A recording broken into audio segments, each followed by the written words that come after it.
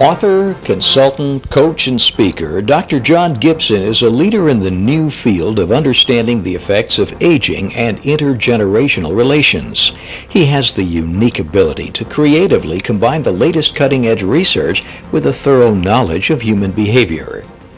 U.S. clients such as Boeing and international clients like ProCentute of Switzerland learn and use Dr. Gibson's techniques to lead and manage generations at work during these times of unprecedented corporate change. Dr. Gibson holds master's and doctoral degrees from Columbia University and a master's degree from the University of Michigan with a specialization in aging. Here is Dr. John Gibson in excerpts from 3 presentations. How would you like to know how long you're going to live? What if you could live another 10 or 20 years? You can. What if you could live another 50 to 70 years? What would you do with it? Some people would want to know, some business would want to know, what would you buy? What would you need? What would you want? Let me back up, though, to how long would you live? Throughout 99% of history, recorded history, life expectancy was under 18 years. Right now it's 80 for women, 73 for men, but that's an average.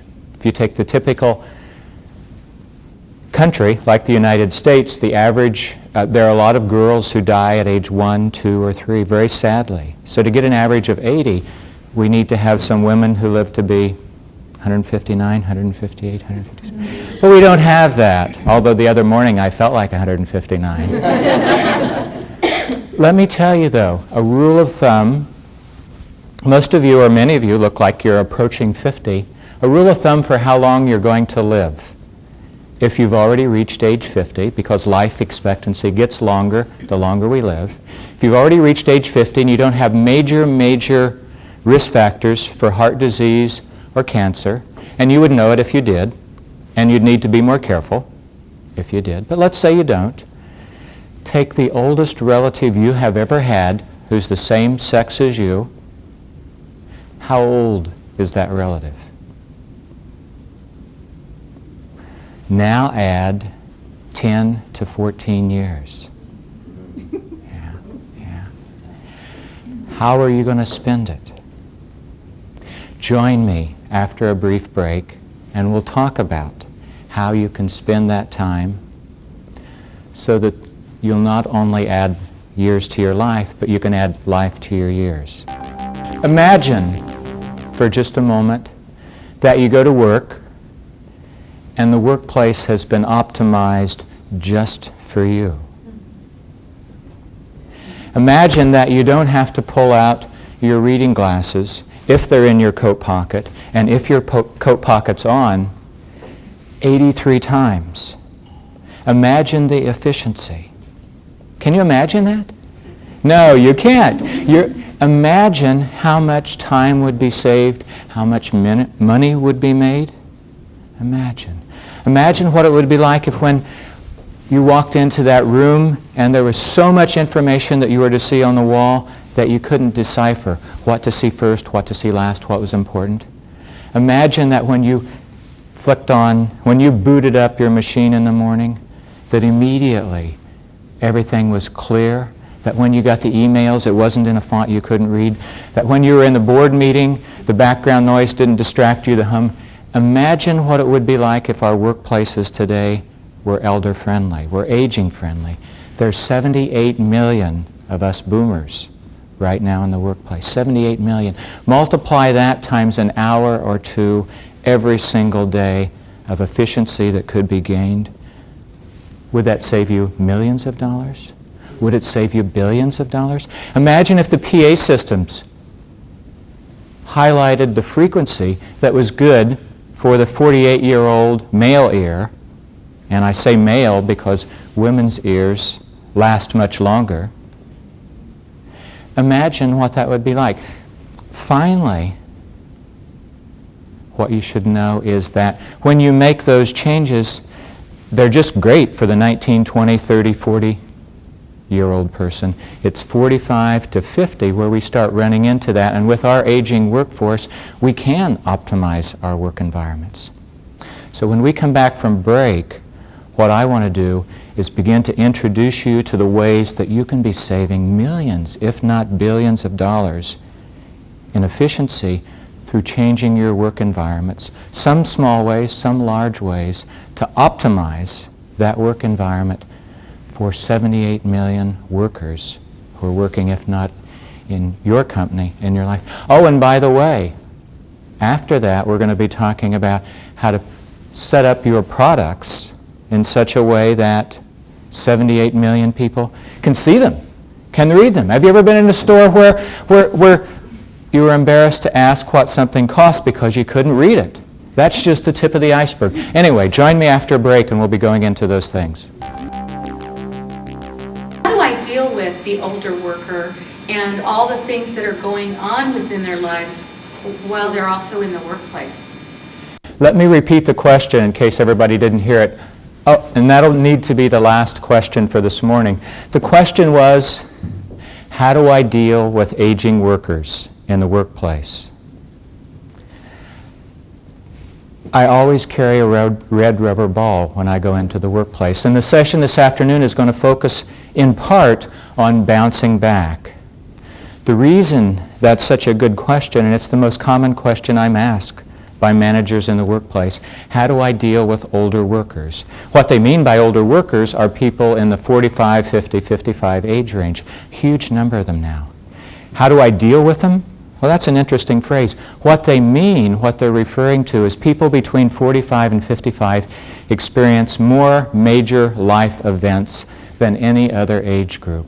A parent passing on, a personal health scare of a friend, a major illness, your last child leaves home, your first child comes back home. There's always something going on. I've just got a minute. Let me tell you about Ed. And then I want to give you one tool, a tool each and every one of you can take away with you. It's the rearview mirror. Now, you know what the rearview mirror is, but let me tell you about Ed first, and then I'll tell you about the rearview mirror. Ed is 52, went home from work last night, walked in the door, and his wife said, Mom's going to go ahead and have the surgery, and then radiation. We don't know about chemotherapy. She's flying out from Toledo. She's going to have the surgery at Fred Hutchinson Cancer Center. I know you didn't want her to come. I had to. And by the way, I got a phone call from Jim this morning. Jim's their oldest son. And I know you're not going to want to hear this, Ed, but Jim called this afternoon. He and Sarah have split up. They're separated. He doesn't know how long. He hopes not for very long, until they get back together. She and their two girls are going to stay with her. He's going to move in with us. I know you've taken over his room and it's become your study, but it shouldn't be for too long. Jim said he didn't think it'd be for very long at all. Ed goes into work the next morning and finds out that his best friend, Bill, had a heart attack. He'll probably be okay, but Bill's his best friend. How do managers deal with that? Manager problems are people problems. The whole session's going to be about bouncing back, but a quick and easy thing a manager can do, and managers can't be therapists, they're not therapists. A quick and easy thing they can do is they can tell their employees, you got to look in the rearview mirror. Employee will say, oh, look in the rearview mirror, what do you mean? And that's, they'll probably remember what Satchel Paige said, and that's, watch out, something may be gaining on you. Don't look back. Well, if you look back, something is, it's yourself, it's all that you are. So with Ed, I sit down, I say, Ed, I want to know more about your life. Tell me what happened. Was there anything major that happened in grade school? Yeah, I had surgery when I was in second grade. Back then they used ether. I vomited all over the place. I was really sick. What got you through, Ed? What did you draw upon? Who came to you? What helped? I start doing that. Rear view mirror. A little bit. Ed, what else has happened? Well, in high school, my older sister, she got cancer. Horrible thing. Ed, what got you through? You're a survivor. What else, Ed? What else? Well, I wanted to go to law school, but my dad died. I had younger siblings. I needed to work. Ed and I go through this rear view mirror process. I'm making notes, and pretty soon Ed has a whole toolbox of ways that he's survived, of things he's drawn upon. That's not therapy. Managers can help employees realize all that they are, harvest who they are, identify those tools. Or for younger employees, we call them buttons that they can click on.